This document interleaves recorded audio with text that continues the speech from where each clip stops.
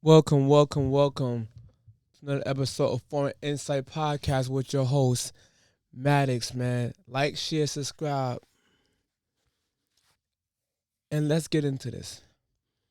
Today's video is about, first of all, shout out to my boy Joey for the shirt. Happy Indian brand. If you like the shirt, hit up my homeboy Joey. I'll put the link in my bio, but let's get back to the topic. It's a sad story both ways, man. Both ways is a sad story. A father unalived a random police officer less than 24 hours later after his son was unalived by police officers. And it's sad, man, because although I get his pain, what he did was still flat out wrong. I can't justify their actions. You're wrong, brother. You're wrong. So, we gotta start telling our boys, man, out here, man. It's not a good idea to run away from cops while holding a pistol. Not a good idea to put yourself in these positions to be basically suicide by cop. Not a good position, man. We'll blame the cops for everything, but don't hold ourselves accountable. Don't get me wrong. There are some bonehead cops out there who I would definitely be on your side and hold them accountable. But enough what I'm saying. Let's take a look at the actual video. Man accused of hitting and killing a Hamilton County deputy with his car yesterday is now being held without bond. Rodney Hinton Jr. made his first court appearance just about an hour ago, and WLWT News 5's Giacomo Luca was there in the courtroom for that hearing. He is leading the way with what unfolded. Good morning, Giacomo.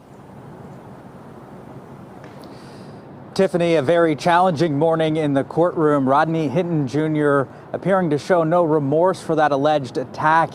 As he was being escorted out of the courtroom, he appeared to shout at deputies he's going to be gone forever, though it's unclear if he's referring to the deputy that he's accused of killing or his son, who was killed by a Cincinnati police officer on Thursday.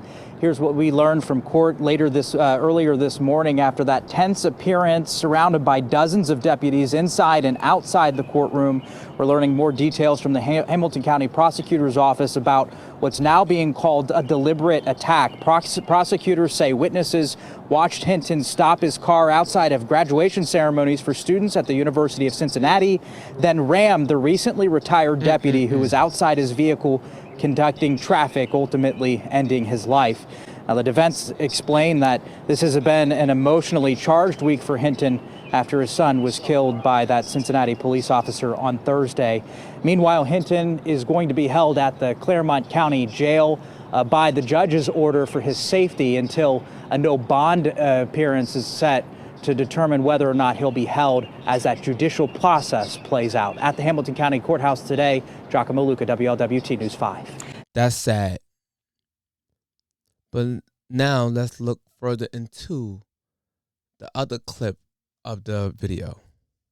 Now, this case linked to another deadly incident. The man suspected of killing the deputy, Rodney Hinton Jr., is the father of an 18-year-old who was shot and killed by police in East Price Hill on Thursday. Cincinnati police have released the body camera video showing the moments that led up to one of their officers shooting and killing Ryan Hinton after police say they'd tracked down a stolen car to an East Price Hill apartment building.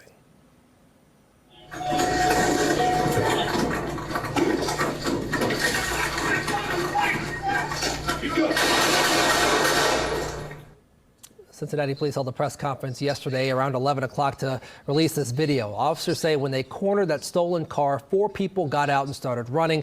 Officers chased those suspects. When one of the suspects slipped, one of the officers on scene said they heard a gun hit the ground, and alerting another officer who was in the process of tracking another suspect came in contact with that armed teenager, that officer firing his service weapon 4 to 5 times.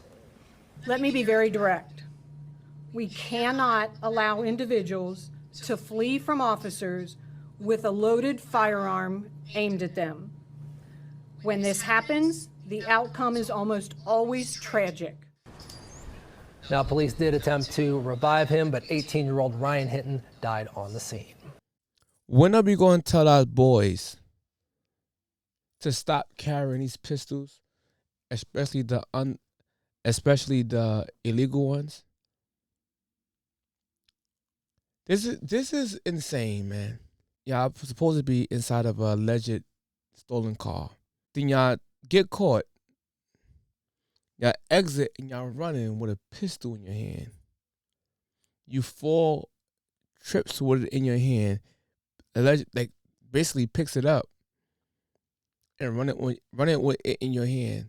Now, we're not saying you guarantee aimed it at the cop, but when you running, maybe you got scared, you look this way with the gun still in your hand, the cop gonna fear for their life. We gotta be realistic, man. Just like I said, Carmelo Anthony feared for his life by being touched by Austin Metcalf. So by that logic, he was scared for his life when a guy actually had a weapon in his hand. And then a father gets so mad instead of him saying, damn, man, it's unfortunate. Don't get me wrong, I feel your pain. I understand your pain. But you go out there and you crash out and unalive a random officer. For what reason? Now your life is lost twice. And I'm seeing people online cheering it on, saying, yeah, that's a get back. Hinton Jr. is a hero. Power to my mother people. Free my mother brother. Time about. You take one of ours, we take 10 of yours. You lucky he only took one. You talking about. And I don't promote violence, but at the end of the day, if I watch a mother footage of my son being unalived and y'all lied to me, what the you think I'm gonna do? What the you think I'm gonna do? Cheering it on, and the people who are cheering it on, most of them wouldn't even did what you just did. But they're cheering on the violence of a white police officer losing his life. Well, let's take another look at this little snippet that I found online. Officers arrived to a scene to investigate a reportedly stolen vehicle. When they arrived, 4 people jump out of that vehicle and run. One of those people was Rodney's son, Ryan Hinton. But Rodney's son has a gun. Ryan tries to run, he trips, falls, drops the weapon, picks the weapon back up, and now the weapon is pointed, aimed at the officer, and he's shot down seconds later. This is sad, man. Instead of us holding our boys accountable, like, listen, boys, I understand that. Well, I understand for the family members who lost their loved one. My condolences. But it's too much young black men losing their lives just like this. This guy is literally a threat with that in his hand. And according to the police, it was fully loaded. But the father goes out there and just completely crash out. Now, I'm not too sure if that's his only son or not. But you think your other family members don't need you? They don't love you? Then ended up with 2 tragedies. Less than 24 hours. A loved one is gone forever. And another loved one most likely gone forever. That's a double whammy blow. And you crashed out.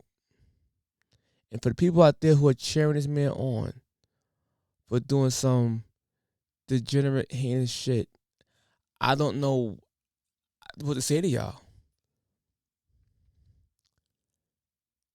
He unalived a random, put this in perspective. He literally unalived a cop that didn't have, an officer who didn't have anything to do with anything. So now that officer family lost a loved one.